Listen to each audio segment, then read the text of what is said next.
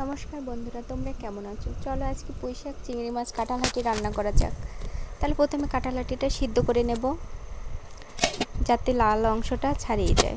ভালো করে সিদ্ধ হয়ে গেলে যখন বুঝে নেব যে লাল ছোলাটা উঠে যাবে, তাই একটা ঝুড়িতে ফেলে ডলে নেব। মশলাটা বেটে নিলাম।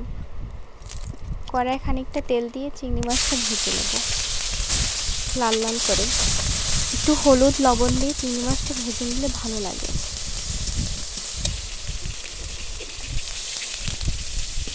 চিংড়ি মাছটা ভাজা লাল লাল ভাজা করে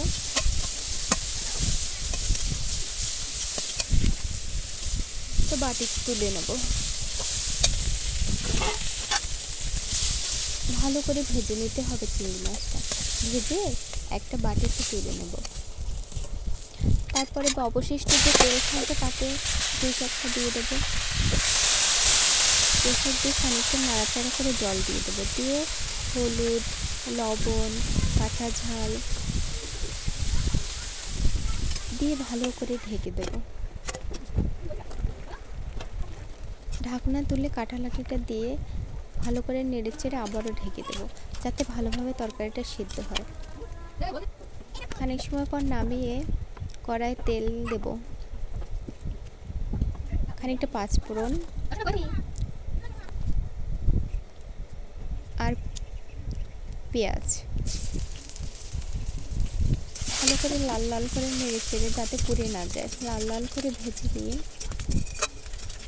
পুঁইশাকটা ঢেলে দেবো। পুঁইশাকের তরকারিটা ঢেলে দেব।